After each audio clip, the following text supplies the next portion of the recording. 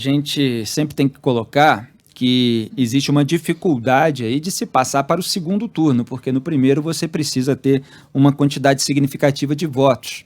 Então, Jair Bolsonaro ele tem a torcida organizada dele. Ele tem ali uma parcela do eleitorado que fica com ele. A questão é que ele vai derretendo com as demais parcelas e essa mesmo, mais fiel, já às vezes vai sofrendo algum tipo de baque. Será que outro candidato vai conseguir alcançar essa parcela que permaneceu com Jair Bolsonaro a ponto de fazer frente a ele no primeiro turno? Essa é a questão que se coloca principalmente para o pessoal da terceira via e quem seria essa pessoa. Então você tem, por exemplo, o caso do PSDB, o Eduardo Leite e o João Dória, eles têm um desempenho muito parecido, só que a rejeição ao Dória é bem maior do que a rejeição ao Eduardo Leite. Agora, é claro que João Dória, nesses embates com Jair Bolsonaro, com o próprio Lula, isso faz dele mais conhecido nacionalmente do que o Eduardo Leite, que é mais conhecido ali localmente. E isso, obviamente, gera muita rejeição de bolsonaristas e de lulistas. Agora, uma campanha começando, ele teria que enfrentar esse obstáculo de diminuir a sua rejeição e conseguir abarcar todo o restante do eleitorado. Tem gente dentro do PSDB que acredita que o Eduardo Leite tem mais potencial justamente por ter uma rejeição menor. Ciro Gomes continua aparecendo ali, pegando uns pontinhos e tal, não pode ser descartado ainda nesse momento. E o Lula mesmo, ele bateu um teto. Teve até um desses cenários aí em que ele perdeu uns pontinhos. Ele tinha na pesquisa anterior 46% e agora apareceu com 42%. Então teve uma queda aí de 4 pontos o Lula em um desses cenários, mostrando que pelo menos parou de subir e já está oscilando para baixo, já está tendo um pouco de queda, só que ainda está muito na frente. Agora, uma vez que se comece uma campanha eleitoral, principalmente com outras possibilidades, pode ser que, havendo competência por parte das demais campanhas, elas consigam também absorver uma parcela desse eleitorado que agora dá a sua opinião favorável ao Lula, em parte, possivelmente, para contrapor ao Jair Bolsonaro, porque o Lula tem um recall, uma figura mais conhecida. Agora, não quer dizer que ele vai permanecer com esse número nas alturas ao longo de 2022. Isso depende, claro, da competência dos demais candidatos.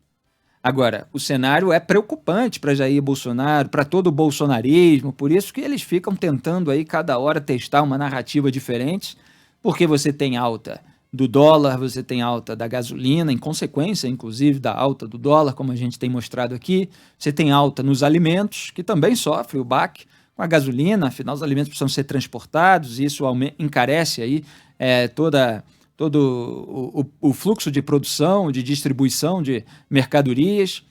Você tem as crises provocadas pelo Jair Bolsonaro, instabilidade, a má conduta da pandemia, analisada aí pela CPI, e esse cenário está gerando uma rejeição muito alta para o presidente da República. Fábio falou aí em 59%, não foi isso?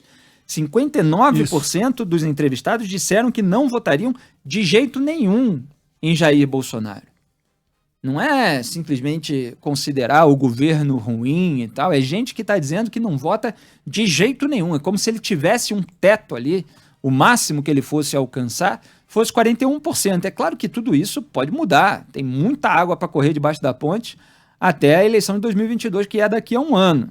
Ele pode tentar minimizar esse desgaste com muita propaganda. Agora, o cenário não é fácil, envolve muitos obstáculos aí para o atual presidente da República. E essa rejeição alta, mais alta do que a dos candidatos que disputam uma brecha ali como terceira via, pode ser um motivo de fortalecimento aí para uma candidatura alternativa.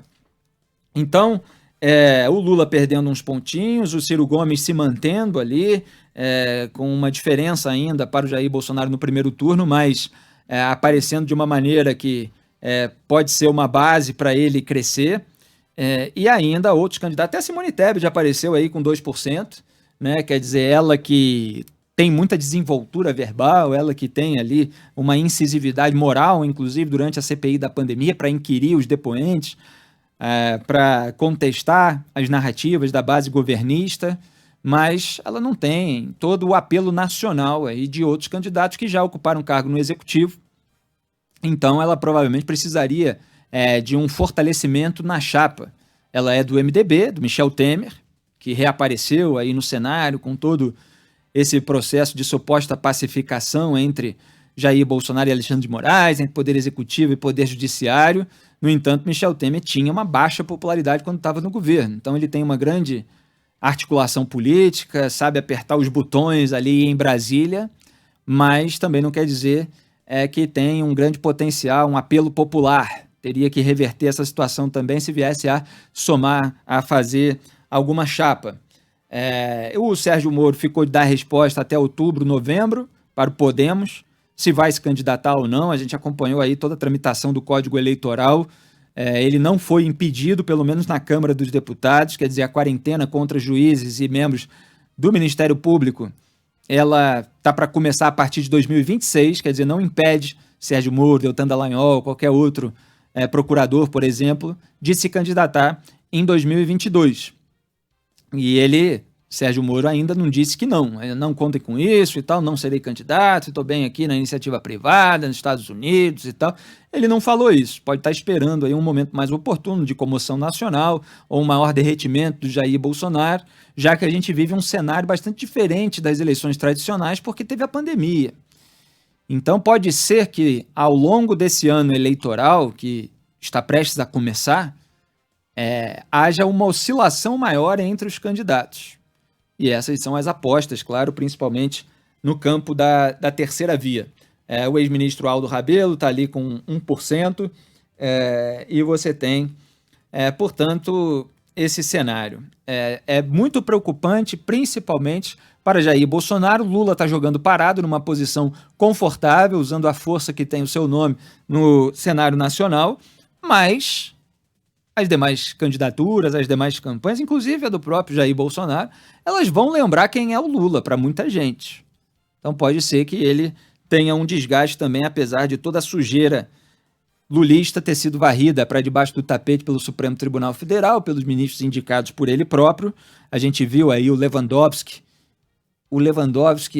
suspendendo as ações antes de as provas serem reavaliadas pela Justiça Federal de Brasília. Quer dizer, os caras mandam o processo de Curitiba para Brasília e o Lewandowski ainda tenta matar na raiz. Quer dizer, não é que simplesmente mandou para lá, ele tenta, já que ele tem uma ascendência ali sobre o processo, impedir que os próprios juízes possam reavaliar, porque não quer deixar ter qualquer tipo de risco para o seu padrinho político, Luiz Inácio Lula da Silva. É assim, hoje de manhã no Jornal Local, o Jornal Band News Rio, primeira edição, estava falando do caso do Sérgio Cabral, porque o Sérgio Cabral, ele não nomeou ministro para o STF, então ele é o único preso aí, mais famoso da Lava Jato, está lá condenado a quase 400 anos de cadeia, hoje foi transferido, porque a defesa alegou que tinha gente na unidade prisional que ele próprio tinha delatado, e isso era um risco para segurança dele, tem ali até um argumento para essa transferência. Então saiu lá de Bangu, mas ninguém sabe se o Cabral vai conseguir se safar depois de tanta roubalheira. Porque você tem lá Gilmar Mendes aliviando para os tucanos, você tem Cássio Nunes Marques aliviando para os bolsonaristas e para o Centrão, você tem o Alexandre de Moraes aliviando para o Michel Temer, você tem Lewandowski, Toffoli e às vezes Rosa Weber e Carmen Lúcia aliviando para o Lula e para os demais petistas. O Cabral sobrou, ficou sozinho lá, esquecido até alguém salvá-lo. Então vamos ver como é que vai ficar aí esse cenário. Agora, para além de todos esses dados, Fábio, tem um dado aí da falta de confiança da população brasileira no presidente Jair Bolsonaro. 57% não confiam no presidente da República. Tinha até pedido um vídeo, não sei se a gente chegou a separar, né? Tem produção? A produção está dizendo que tem. É o vídeo do Jair Bolsonaro tentando normalizar a fake news. A gente tem que botar, que são palavras dele, tá? Não são nossas, não. Então pode soltar. Fake news faz parte da nossa vida. Quem nunca contou uma mentirinha para a namorada? Se não contasse, a noite não ia acabar bem. Eu nunca menti para a dona Michele. Pois é, isso aí, Jair Bolsonaro, Fábio França, deixando qualquer discussão, né, como você muitas vezes fala, no nível mais raso possível. Ele normaliza simplesmente a fake news. Ele sabe muito bem que a propaganda bolsonarista é, muitas vezes, para não dizer na maior parte dos casos, baseada em mentira, em distorção. Você tem vários tipos aí de tudo que é chamado de fake news. Você tem a mentira deliberada, você tem, às vezes, alguns elementos verdadeiros para tentar acobertar vários elementos falsos, para parecer que tudo aquilo é verdade, mas não é, são só alguns elementos, eles empurram umas mentiras. Você tem a distorção, você tem várias maneiras aí que são usadas pela propaganda bolsonarista para fazer com que as pessoas foquem na retórica, na narrativa, naquilo que se conta, não naquilo que ocorre, naquilo que acontece, naquilo que é a informação factual. E ele normaliza. A fake news faz parte da vida da gente. Quem é que nunca contou a mentirinha para namorar? Não, eu não, como Michele e tal, não sei o quê. E aí faz uma graça em cima disso, mas é uma graça que avacalha a República. Ele é o presidente. Então ele está tentando minimizar a exposição que todas as pessoas decentes e honestas fazem da mentirada bolsonarista. E aí ele quer que a população confie nele. O que a população está mostrando em sua maioria, claro que ele ainda tem uma base, repito, é que não confia nele, porque percebeu que o uso da mentira é recorrente, é normal, está normalizado para ele.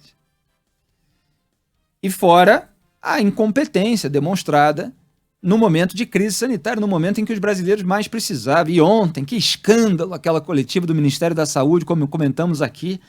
Estava ouvindo, chegando aqui do painel que eu mediei, o nosso programa anterior, o Band News em alta frequência, o nosso correspondente internacional, Fábio França, falando da vacinação em adolescentes no mundo civilizado. Pessoal vacinando. E aqui, por causa da claque bolsonarista que fica traduzindo o movimento anti-vacina americano, que está gerando prejuízo para os Estados Unidos. Você tem muita gente lá que está se infectando, que está morrendo, e a maior probabilidade de isso acontecer é no grupo dos não vacinados. Então você tem bolsões, você tem regiões em que essa retórica pegou, e elas são as mais abaladas. No Brasil, eles não conseguiram influenciar tanto a população nesse sentido para não se vacinar, embora ainda estejam tentando, tá? O movimento anti-vacina está lá na claque bolsonarista, na bancada daqueles programas que passam pano para a sujeirada toda. Aí você vê o gráfico no Brasil, a imunização em massa vai avançando, na verdade perdendo o seu atraso, como eu gosto de dizer, e o número dos indicadores vai caindo. Indicação de contágio, internação, intubação, óbito, vertiginosamente. E nos Estados Unidos chegou a determinado ponto, começou a subir. E não começa a subir porque vacina não funciona, começa a subir porque pessoas não estão se vacinando. Porque a estupidez não é monopólio do Brasil. Quer dizer, existem alguns rincões nos Estados Unidos, existem algumas regiões em que você tem aquela gente aloprada, influenciando negativamente a população. Então é natural que a maioria dos brasileiros não estejam confiando no presidente Jair Bolsonaro, pelo menos nesse momento, Fábio.